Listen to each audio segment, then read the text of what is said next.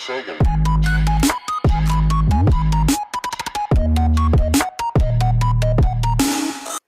guys, Dragonairbender back with another cannon release. Today I have a 30 road wall remover. So it's basically just a wall remover, but it'll do 30 rows across, so basically is the max amount. You could fit one or two more in it, but I mean, I just didn't have anywhere to fit it because I needed these infinite boosters down here to compress this long thing. Because I am doing a little bit different design for the alternation, I guess. I basically placed the redstone on top of these dispensers so I could do this, because most people do this on their wall removers. That, then they place that. So this is how you see most wall removers, and then the top one, you know, takes off, retracts it.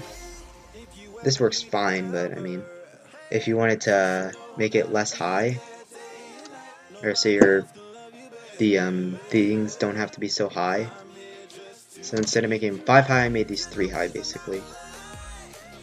I just did this. Most people don't think this works though. So, bam. They quick pulse. That's why I have to put these on 2 ticks. Otherwise, they won't, you know, push the power or whatever.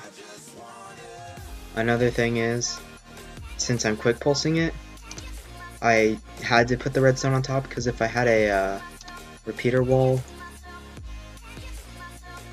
like ones like this, and then it has, you know, the little slab thing behind it, only every other pulses or like ticks off and actually dispenses the thing. So that was one issue. That's why I had to do that. That's why I made it wider too. So it's using 56 TNT, which is pretty good still. I mean, that's about the average you would use. I mean, most people would use like 15 times what? It's 4 high, so about 60. So it's about the same. It's just more compact, so I like this way. I didn't do it for this though, because I just feel like it'd be kind of ugly, just having a little tiny little things go off. So I just kept it like this. Another thing, this also saves a lot more repeaters. It saves like over 1,000 repeaters and stuff, and redstone, all that. So it just compacts it, uses less blocks. So I just kept it as that. So I'm just gonna go ahead and fire. First shot, just a normal one shot.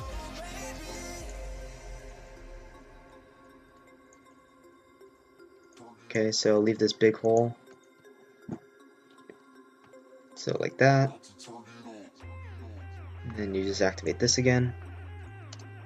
I can't put this on auto, and you'll see why once I fire. It gives this thing so the cannon won't fire again. It will literally stop all activity. That's why this water isn't flowing down. I mean, I can update it, but sometimes, like redstone, I don't think that works. No. It's kind of delayed. But it stopped the sand from falling and all that stuff. And that's quite annoying.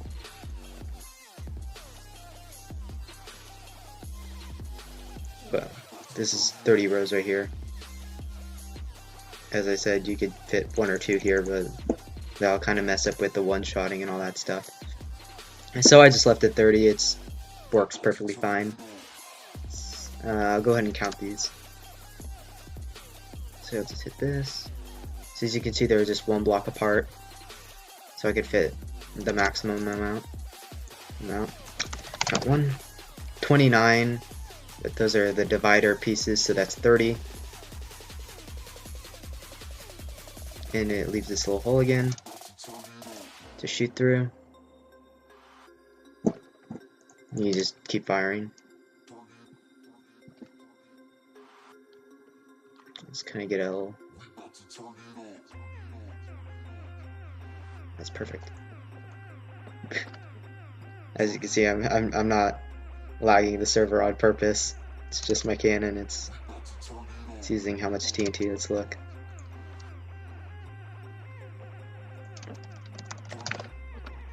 Oh, oops. So 3,250 basically. But I don't think the anti-lag on here really calculates it by how much TNT is being used. I think it works by like how often TNT explodes and where it explodes or something. Because if you just have a little thing like this going off on a repeater, it just keeps like ticking off, it'll pop up that message. And since I have infinite boosters, I got boosters over here, I got the wall remover explodes everywhere on that wall, and just all this other stuff explodes at different timings. I think that's why the anti-lag goes off. At least I can get the shot working. That's another reason why I didn't really add another row across here. So this is a 8 stacker. So 7 sand here and then a little 1 sand. This is your, it's basically a second one-shot TNT. That's how I can get a pretty decent sized hole here. So it'll explode here, and then one down here. And that's basically how I'll get the thing to work. So let me just repair these.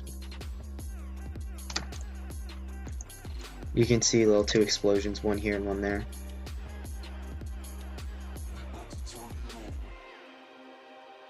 So yeah.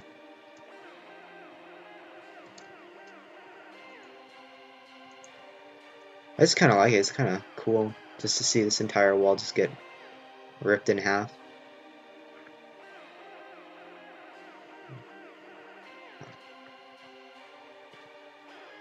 Pretty decent for only 3,000 TNT. Let's actually count how many blocks it removes.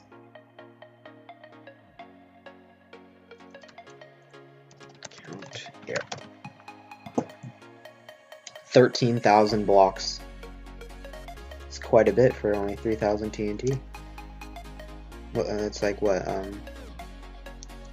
One for every 1 TNT, it removes 4.5 blocks or something like that. 1, 3. This is 1, 3, 4, 5, 9 divided by how much TNT? 3, 5, 4, 9. I think. Oh, it's actually. I thought it was less than that. 23. Oh. What's WE? So it's about 4.1 actually. More efficient than most wall removers actually. Just because of how much it actually nukes. That's the only reason why it's removing that many blocks per. It's got about 20 chunk power, so you could shoot basically an entire buffer. I didn't do the trapdoor, you know, where the trapdoor has a different guider so you get more efficiency, because that's just stupid. I don't like that, really. So I just left it as, you know, the small little difference. Works perfectly fine. It only saves like 100 TNT, so I was like, why do that? Because now I need a floating barrel, and I didn't want to do a floating barrel for this thing. But that's basically it. So the download of this cannon will be in the description. Make sure to leave a like if you did download it. Comment down below any other cannon releases or any showcase or really anything you want me to build, because I got nothing. I'm out of ideas. As always guys, thanks for watching.